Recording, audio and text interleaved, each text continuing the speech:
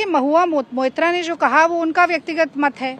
उनकी पार्टी तृणमूल कांग्रेस ने पल्ला झाड़ लिया, वो तृणमूल कांग्रेस का आंतरिक मामला है, इस पर मैं कोई टिप्पणी नहीं करना चाहती हूँ।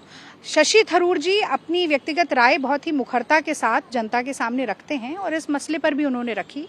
कांग्रेस पार्टी स्पष्ट रूप से बात मानती है कि गांधी जी ने जैसा कहा था कि धर्म व्यक्ति की निजी आस्था का मामला होता है, लेकिन हमें इस बात का जरूर ध्यान रखना चाहिए कि हमारी किसी भी गतिविधि से, हमारे किसी भी कार्य से किसी और धर्म के व्यक्ति की भावनाएं आहत ना हो, और इसको सुनिश्चित करना हर व्यक्ति जो समाज में किसी भी तरह का प्रतिनिधित्व करता है, वो लॉयर है, वो पत्रकार है, वो नेता है या फिल्म मेकर है, सबको इसका ध्यान जरूर रखना चाहिए।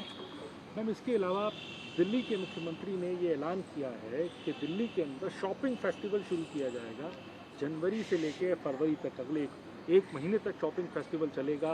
बहुत सारी एक्टिविटीज होंगी और पूरी दिल्ली को सजा दिया जाएगा। अभी एक दिन जो पहली मानसून की बारिश आई दिल्ली में, तो विकास की नदियां बहने लगी। आपने देखा होगा, पूरी दिल्ली तालाब बन गई। लोगों के पास जब जून और मई का महीना होता है तो पीने के लिए पानी नहीं होता है। जैसे जुलाई आती है तो लोग कहते हैं कि हम गाड़ी बेच के नाव खरीद लेते हैं।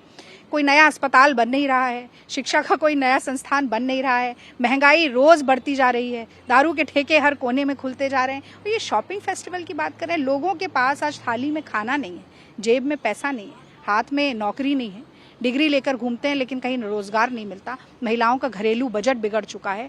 आज रसोई के गैस सिलेंडर में गैस भरवाने के लिए पैसा नहीं है। आज वाहनों से पेट्रोल डीजल गायब होता जा रहा है। मैं समझती हूँ कि ये जले पर नमक रगड़ना है। 2023 में एक शॉपिंग फेस्टिवल करवाएंगे? क्या दिल्ली की जनता को इस वक्त शॉपिंग फेस्टिवल की जरूरत है, या जीवन की जो मूलभूत सुविधाएं हैं उनको बेहतर करने की जरूरत है? कोरोना काल में कुत्ते के क्रेमेटोरियम में लाशें दफनाई जा रही थी, जलाई जा रही थी, हमने वो देखा है। एक एक सांस के लिए दिल्ली की जनता मोहताज हो गई, और आज केजरीवाल अनाउंसमेंट करते हैं कि हम शॉपिंग फेस्टिवल करेंगे। मुझे लगता है कि ये बड़ी ही निर्ममता और कहीं ना कहीं संवेदन शून्यता से भरा हुआ बयान है। एलपीजी जो सिलेंडर है उसकी कीमत जो है 50 रुपये बढ़ा दी गई। हालांकि 8 रुपये की कीमत घटाई गई है कमर्शियल सिलेंडर पे से, लेकिन घरेलू सिलेंडर अब 1000 के पार 1053 रुपये का है। देखिए, कमर्शियल सिलेंडर तो 2000 के पार मोदी जी बहुत पहले ही पहुंचा चुके हैं। 8 रुपया कम कर रहे हैं। मैं समझती हूँ कि ऊंट के मुंह में जीरे जैसी बात हो गई। और 50 रुपया एक साथ बढ़ाना, जब इस देश में किसान की दैनिक आय 27 रुपया है, जब पिछले 8 साल में 8 करोड़ लोग गरीबी रेखा के नीचे जा चुके हैं, जब करोड़ों लोग बेरोजगार हैं, इतने नौजवान आंदोलित हैं कि चारों तरफ आप देख रहे हैं किस तरह का आक्रोश फैला हुआ है, जब भुखमरी में हमारा देश विश्व गुरु बनने की कगार पर है, जब 84% घरों की घरेलू आय कम हो गई है, ऐसे में लगातार पेट्रोल डीजल के, सीएनजी के, एलपीजी के, पीएनजी के पैसे दाम बढ़ाते जाना, टैक्स वसूल करना, सस्ता कच्चा माल अंतर्राष्ट्रीय बाजार से खरीदना, उस पर आजाद भारत के इतिहास में पहली बार टैक्स लगाना। मनमोहन सिंह सरकार महंगा सामान खरीदती थी, सस्ता बेचती थी सब्सिडाइज करके। ये उल्टी गंगा बहा के सस्ता सामान खरीद के टैक्स लगाते जा रहे हैं। आज एलपीजी सिलेंडर पे 5% जीएसटी है और हीरे पर 1.5% जीएसटी है। किसको फायदा पहुंचाने का काम मोदी जी कर रहे हैं? बिल्कुल स्पष्ट है। 45 सालों में सबसे ज्यादा बेरोजगारी, 30 साल में सबसे ज्यादा महंगाई, 75 साल में सबसे ज्यादा डीवैल्यूड हमारी करेंसी, ये सब मोदी राज में हो रहा है। और मैं तो ये कहना चाहती हूँ कि सबसे बड़ा नारा मोदी जी का 2014 में था, बहुत हुई महंगाई की मार। आज जिस दिन महंगाई की मार नहीं पड़ती है, जिस दिन दाम नहीं बढ़ता है, उस दिन आश्चर्य होता है। कहते थे लाल आंख दिखाएंगे, आज टमाटर लाल आंख दिखा रहा है। इतना सब्जी का और रोज के खाने पीने की चीजों का दाम बढ़ा हुआ है।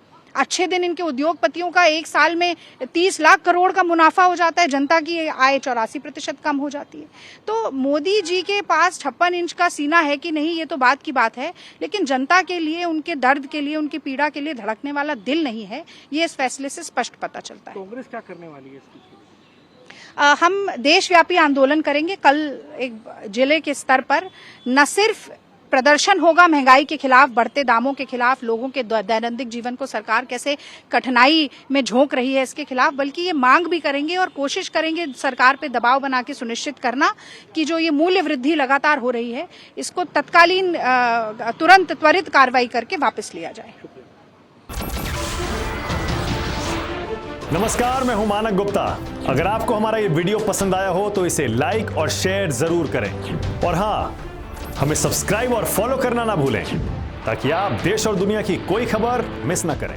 तो जुड़े रहिए हमारे साथ और देखते रहिए News 24।